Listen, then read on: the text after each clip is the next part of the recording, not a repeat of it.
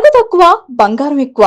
BNR golden diamonds, Vijayawada, Bengaluru, Vizag. Hi hello, welcome to Suman TV. నేను మీ Roshan. So UK నుంచి అంటే first నుంచి కూడా ఈ స్కామ్లో, నందూస్ వరల్డ్ స్కామ్లో విక్టిమ్స్ అందరికి కూడా చాలా సపోర్టివ్గా ఉండి అవేర్నెస్ తీసుకొచ్చారనమాట. అంటే ఈ విషయాన్ని బయటికి తీసుకొచ్చి వీళ్ళందరికీ చాలా నష్టం జరిగింది, న్యాయం చేయండి అని కూడా ఫస్ట్ నుంచి కూడా ఫైట్ చేస్తున్న వ్యక్తి అనమాట జైపాల్ రెడ్డి గారు. సో మనకి లండన్ నుంచి లైవ్లో మాట్లాడటానికి సిద్ధంగా ఉన్నారు. నమస్తే బ్రదర్, హౌ ఆర్ యూ? నమస్తే రోషన్ గారు, ఎలా ఉన్నారు? సూపర్ అండి, super. First of all hats up brother. అంటే మన తెలుగు వాళ్ళకి అట్లీస్ట్ అంటే మీకు ఇబ్బంది లేదు, మాలాంటి వాళ్ళని సపోర్ట్గా ఉంటామని ఒక భరోసా ఇచ్చి మీరు ఫస్ట్ నుంచి కూడా వాళ్ళకి సపోర్ట్ చేస్తున్నారు. ఒక చిన్న హోప్ ఎక్కడో తెలియకుండా ఉంటుంది. డబ్బు వెనక్కి వచ్చినా రాకపోయినా మన వాళ్ళు సపోర్ట్ చేస్తున్నామంటే వేరే కంట్రీస్లో చాలా హ్యాపీగా ఉంటుంది మాలాంటి వాళ్ళకి కూడా. మీకు ఎప్పుడు తెలిసింది, ఎవరి త్రూ తెలిసింది ఇంత పెద్ద స్కామ్ జరిగిన తర్వాత? మీరు అక్కడ ఎప్పుడో సెటిల్ అయిపోయిన తెలుగు వాళ్ళు డిస్కషన్ ఏం జరిగింది అసలు అక్కడ? సో నాకు తెలవడం వచ్చేసి నేను యాక్చువల్గా వీళ్ళని ఎప్పటి నుంచో ఫాలో అవుతున్నాను bro. I'm big fan. So నాకు ఒక 5-6 months బ్యాక్ చిన్న వీడియో చూసినప్పుడు నేను సరే ఎవరో నెగిటివ్ క్యాంపెయిన్ చేస్తున్నారు అని అనుకున్నాను. తర్వాత రీసెంట్ గా ఒక 6 weeks బ్యాక్ ఒక మాంచెస్టర్ మ్యారథాన్ రన్ చేయడానికి వెళ్ళినప్పుడు అక్కడ ఒక బ్రదర్ కలిసి ఎక్స్ప్లెయిన్ చేశాడు. Is a very honest influencer. So ఆయన చెప్పినప్పుడు నమ్మాల్సి వచ్చింది.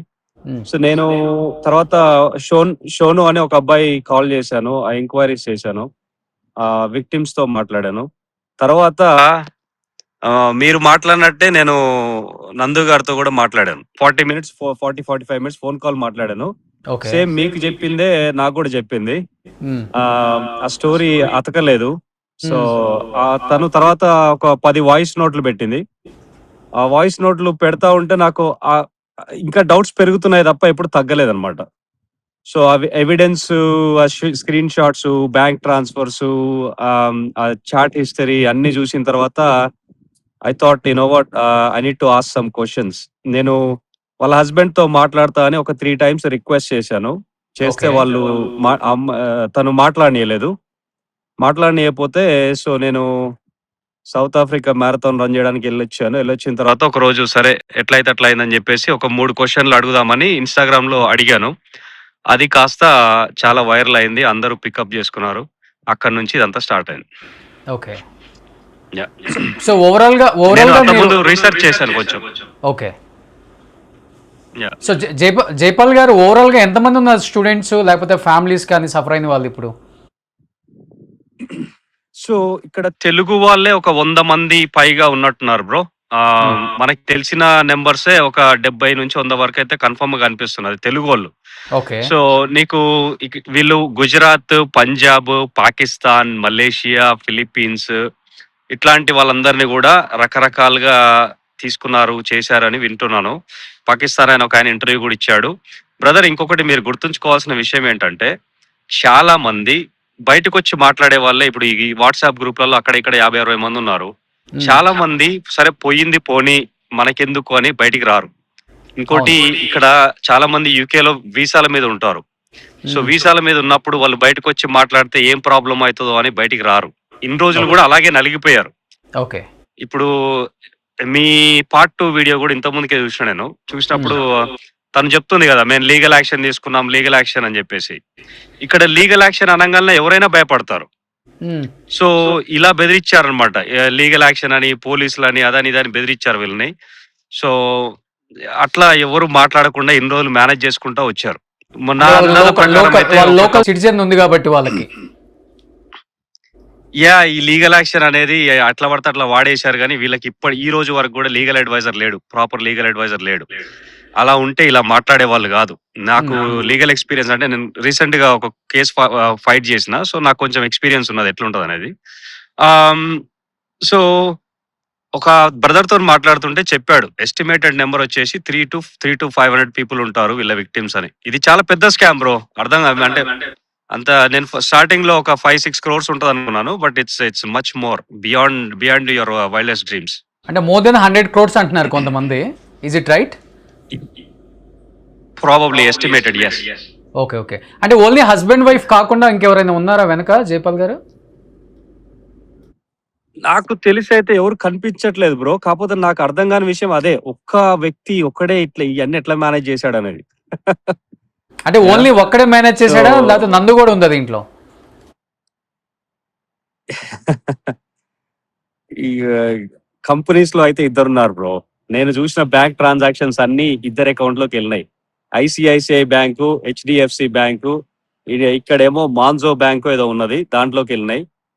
ఇద్దరి అకౌంట్‌లోకి డబ్బులెళ్ళినాయి. ఏది ఇది ఓకే. 2024 నుంచి నేను ట్రాన్సాక్షన్ చూసిన మొత్తము పోయినాయి. సో, అది కథ. మీ పార్ట్ 1 ఇంటర్వ్యూలోనేమో మేము లోన్‌లు ఇచ్చాము. వాళ్ళు మాకు తిరిగిస్తున్నారు అని చెప్పారు. చెప్పారా లేదా? అవును, అవును, అవును. యాహ్! సో, వాళ్ళు ఇప్పుడు జైపాల్ రెడ్డికి లోన్ ఇస్తే, జైపాల్ రెడ్డి మళ్ళీ మీకు తిరిగిచ్చినట్టు ట్రాన్సాక్షన్ చూపిస్తున్నాడు. మరి మీరు జైపాల్ రెడ్డికి లోన్ ఇచ్చినట్టు ఒక ట్రాన్సాక్షన్ చూపియొచ్చుగా? అసలు ఎక్కడా మాట్లాడలే వాళ్ళు దీని గురించి. ఈ ఇష్యూ గురించే మాట్లాడలే. నందూస్ వాళ్ళు నా సో, ఫోటో మరి తప్పు పెట్టుకొని చేయనోళ్ళు వేసుకు బయటకొచ్చి వస్తుందని. మాట్లాడొచ్చుగా? ఎగ్జాక్ట్లీ. బట్ ఏదైనా యాక్షన్ యాహ్! తీసుకోవచ్చా యూకే లా ప్రకారం వాళ్ళ మీద? అక్కడ ఎవరైతే విక్టిమ్స్ ఉన్నారో వాళ్ళకి జస్టిస్ వస్తుంది అంటున్నారు, వస్తుందా? బేసిక్‌గా ఈ సీఓఎస్‌కి డబ్బులు కట్టడమే తప్పని. యాహ్! మ్మ్. సో, డబ్బులు తీసుకోవడం ఎంత తప్పో, కట్టడం కూడా అంతే తప్పు. కానీ జనాలు they do what they do, right? So, survival కోసం ఎన్నో పనులు చేస్తా ఉంటారు.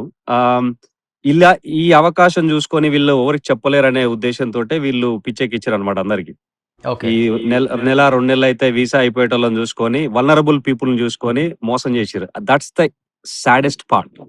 యాహ్! ఓకే. నువ్వు ఒక పూట తిని, ఒక పూట తినకుండా ఇంత దూరం వచ్చినావని చెప్పుకునేదానివి. వీళ్ళని ఎలా మోసం చేయబుద్దయింది నీకు? That's ridiculous. యాహ్! సో, వీళ్ళ మీద ఏమన్నా ఈ సీఓఎస్ గురించయితే యాక్షన్ తీసుకోవాలంటే కొంచెం కష్టం. వీళ్ళకి ఆల్రెడీ లైసెన్సెస్ క్యాన్సిల్ అయినాయి. కాపోతే there are other angles. Legal experts explore చేస్తారు. అది మనం చెప్పేది కాదు. ఎన్ని ఇయర్స్ నుంచి ఉంటున్నారు మీరు అక్కడ బ్రదర్ యూకేలో? నేను ఒక 18 నేను చేసిన పాపాలకి 18 ఇయర్స్ అయితుంది బ్రో ఇక్కడ. ఎందుకని అలా అనుకో, కానీ కానీ ఇండియాని మించిన సేఫెస్ట్ కంట్రీ ఎక్కడ లేదు కదా వాళ్ళలోనే. ఎందుకు ఇప్పటికి కూడా ఇంతమంది స్టూడెంట్స్ లేకపోతే జాబ్ చేయడానికో వీసాల కోసం ఆస్తులు అమ్మేసి ఎకరాలు అమ్మేసి ఇలా ఇలా బలైపోతున్నారు మన తెలుగు వాళ్ళు ఎక్కడికి వెళ్ళినా కానీ. ఎందుకు అర్థం కావట్లేదు. మీరు అందుకని అడిగాను ఎన్ని ఇయర్స్ నుంచి ఉంటున్నారు మీరు అక్కడ అని. Number of reasons bro. I think we can explore on different call. జనాలకి అంటే ఇక్కడికి యూకేకి వస్తే నెలకి 2 లక్షలు వస్తాయి, 3 లక్షలు వస్తాయని అనుకుంటారు కానీ దాంట్లో ఖర్చులే సగం పోతాయి. ఇక్కడికి వచ్చినాక పడే కష్టం అక్కడే పడితే చాలా సెట్ అయిపోతారు. అది ఎవరికి చెప్పినా వినరు. ఇక్కడికి వచ్చినాక మళ్ళీ తిరిగి వెళ్ళలేక, ముఖం చూపించుకోలేక ఇక్కడే ఉండిపోయి ఏదో బాధలు పడతా ఉంటారు. నిజంగా లాస్ట్ ఒక 10 ఇయర్స్ నుంచి చూసుకుంటే ఇండియాని మించిన దేశం లేదా యాక్చువల్‌గా. మంచి అవకాశాలు చాలా ఉన్నాయి ఇండియాలో. యాహ్! సో, మాలాంటోళ్ళకే ఇగ ఉండే కాడికి ఉన్నాంరా ఇక్కడ, ఇగ తిరిగి వచ్చేద్దాం అన్నట్టు అనిపిస్తా ఉంటది. కాపోతే ఇగ పిల్లలు, మా ఇల్లులు అన్నీ ఇక్కడే ఉంటాయి కాబట్టి మూవింగ్ అనేది అంత ఈజీ కాదు. But will see. So, okay. అట్లా ఆ ఆశతోటొస్తారు. ఇంకోటి యూకేకి ఈ వీసాలకి ఎందుకు ఇట్లా పే చేస్తారంటే, యూకే ఒకటే దేశంలో ఎట్లా అంటే 5 ఏండ్లు ఎలాగోలాగా ఉంటే ఈ వీసాల పైన మీకు పీఆర్ వస్తది. ఐఎల్ఆర్ వస్తది. అది అమెరికాలో తర్వాత అట్లా రాదు. వేరే మ్మ్. వేరే దేశాల్లో అలా రాదు. అందుకనే యూకేకి ఈ వీసాల కోసం లక్షలు పోసుకుంటా ఉంటారు. మ్మ్. యాహ్! సో ఓవరాల్గా తెలుగు వాళ్ళకి కొంచెం మీరు మీలాంటి వాళ్ళు సపోర్ట్గా నిలబడాలని కోరుకుంటున్నాను బ్రదర్. ఎందుకంటే మీరు చాలా ధైర్యంగా డేర్ చేసి బయటకు వచ్చి చాలా దీని గురించి మాట్లాడారు. ఈ ఇష్యూ గురించి కూడా. ఫస్ట్ ఆఫ్ ఆల్ హ్యాట్సప్ దానికి. బట్ మీరున్నారన్న ఒక భరోసా అయితే మన వాళ్ళకు ఉంది ఇప్పుడు. డెఫినెట్గా ఎవరిని అడిగినా కానీ జైపాల్ గారు స్టాండ్ తీసుకొని మా వైపున బాగా మాట్లాడుతున్నారని కూడా ఉంది. అండ్ ఎస్పెషల్లీ ఇంకొకటి ఏంటంటే మీరు ఆల్రెడీ హస్బెండ్ వైఫ్తో మాట్లాడారు కాబట్టి ఇద్దరిలో అసలు దొంగ ఎవరని తెలుస్తుంది మీకు? సైలెంట్గా ఉన్న వ్యక్తా లేకపోతే నందు గారా? హస్బెండ్ తో మాట్లాడలేదు. యాహ్! మీరు కూడా నెక్స్ట్ టైం ఎవరు మాట్లాడితే హస్బెండ్ తో మాట్లాడండి. యాహ్! ఓకే. ఇంతవరకు హస్బెండ్ అయితే మాట్లాడలేదు. సో, నేను ఎవరు దొంగ అనేది నేను ఇక్కడ చెప్పను. అది చూసే వాళ్ళకందరికీ తెలుస్తానే ఉండొచ్చు. నాకు తెలీదు గానీ హస్బెండ్ తో మాట్లాడండి మీరు. నంది గారితో కాదు, హస్బెండ్ తో మాట్లాడండి మాట్లాడేది ఉంటే. డెఫినెట్గా brother. So anyhow thank you. ఏదైనా అవసరం ఉంటే నీడ్ ఉంటే డెఫినెట్గా మిమ్మల్ని మళ్ళీ కూడా కాల్లోకి తీసుకుంటాం. రేపు మీరు మాట్లాడాలి. తెలుగు వాళ్ళందరూ కూడా ఎవరిని అడిగినా కానీ జైపాల్ రెడ్డి అంటున్నారు కాబట్టి మీరు వాళ్ళకి కొంచెం స్టాండ్ అయ్యి వాళ్ళకి కొంచెం ధైర్యం చెప్పాలని కోరుకుంటున్నాను. Thanks brother. ఈ ఇష్యూ మీరు బ్రాడ్కాస్ట్ చేసినందుకు కూడా చాలా థ్యాంక్స్. చాలా మంది చాలా సాడ్ స్టోరీస్ ఉన్నాయి దీంట్లో. ఎవరికి చెప్పుకోలేక, ఎవరికి ఏం చేయలేక నలిగిపోయి ఉన్నారు పోరగాళ్ళు పాపం.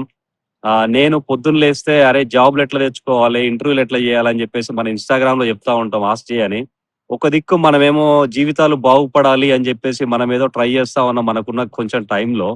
అసొంటిది ఇట్లాంటి స్టోరీస్ ఉన్నప్పుడు చాలా బాధ అనిపిస్తుంది. ఎస్పెషల్లీ ఒక ఇన్ఫ్లుయెన్సర్ నిన్నెంతో మంది నమ్మారు, 30 లక్షల మంది దాకా నమ్మారు.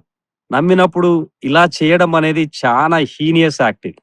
Honestly this is disgusting. Okay sir, thank you brother.